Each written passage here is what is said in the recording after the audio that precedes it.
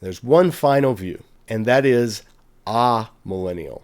Amillennialists are called amillennial because they don't believe the millennium is even a literal 1,000-year period to begin with. Amillennialism says Jesus ascended, and Jesus' ascension and the Spirit being poured out and the church going throughout history is described apocalyptically through this symbol of 1,000 years where Satan is quote unquote bound. And what that means is he cannot stop the gospel. He can't stop the kingdom. The gates of hell shall not prevail against Jesus' church. So the 1,000-year period where Satan is bound is an apocalyptic image of what we would call the church age. And the saints reigning with Jesus is an apocalyptic description that, like everything in Revelation, turns the image that the world has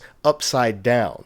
And so, like the rest of Revelation, amillennialists say, of course, the description of saints who are coming to life and being resurrected and reigning with Christ for this 1,000-year period, that's an apocalyptic image that describes the reality of what the early first century Christians were seeing, which is that they were just living life, they were just dying, and it looked like Satan was winning, it looked like the beast was winning. So Revelation 20, like the rest of Revelation, is meant to say, no, how things look in this world is not the true reality. Let me pull back the curtain so you can see what it actually means to be in Jesus. And what it actually means is to be reigning on the earth, even if it looks like you're not. And it's 1,000 years because it's not eternal. It is not how it's always going to be. This period will come to an end when Jesus does return and he comes to judge the quick and the dead, as the Apostles' Creed said.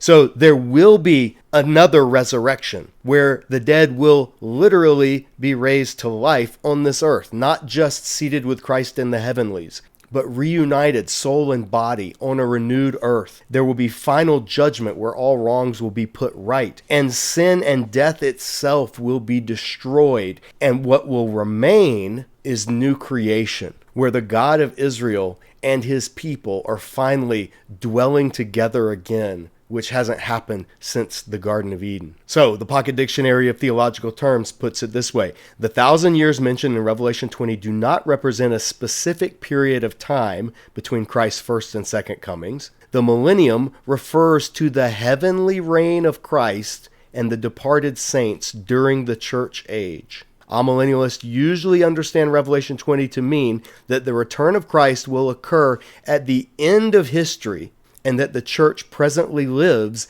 in the final era of history, or the church age. And there were early interpreters who held to amillennialism as well, going all the way back to the 2nd and 3rd centuries.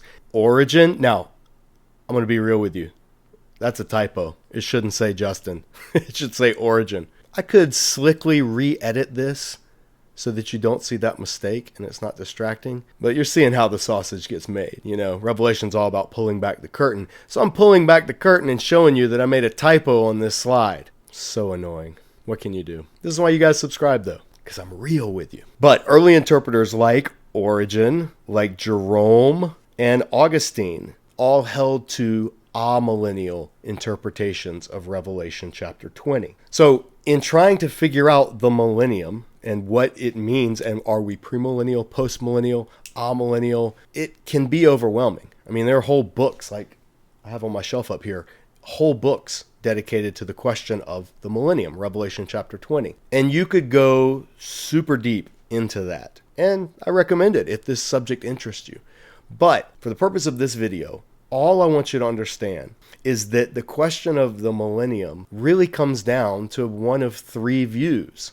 Now, there is a fourth view, and that's called preterism. And without getting too much into the weeds, preterists don't believe any of Revelation is describing anything in the future, that it's all describing stuff that happened in the first century or shortly thereafter. So preterists would say the millennium isn't even a question about anything that we are looking forward to. And whether they would fall into an amillennial reading or a postmillennial reading, I'll let preterists tell you what they believe on that, because this video is just about the millennial views, those views that have millennium in their name. But it's not as complicated as it seems. Here's the big idea. Ready? These are the three views. Post-millennial. Jesus returns after, quote unquote, 1,000-year period where he is spiritually reigning on the earth through his people. Premillennialists, all you have to remember is Jesus returns and then the millennium happens. And historic premillennialists, some will say the 1,000 years is not a literal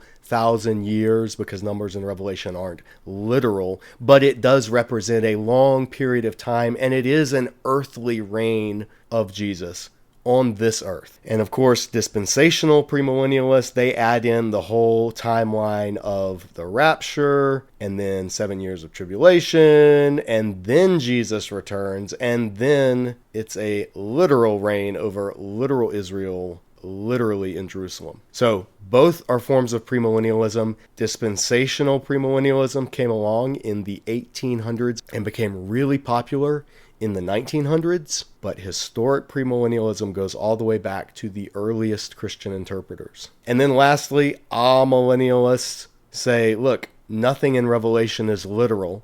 The whole book was written to signify things beyond earthly reality. So this whole 1,000-year period where Satan is bound, that is Revelation's way of describing the ironic reality that the church is reigning with Christ now, even though it does not look to be the case, especially under the boot of the Roman Empire. So those are the three choices, basically. Every view of Revelation 20 will be some offshoot of one of those in some way. Now, if you would like to know where I stand, I'm not going to tell you. This video is not meant to argue for one of the views. It is just meant to tell you what they are. However, I will say this. There are good, faithful, godly Christians who hold to all of those views. So this is not an issue that determines one's standing in the kingdom. This is a secondary, maybe even a tertiary issue. What you believe about the end times is important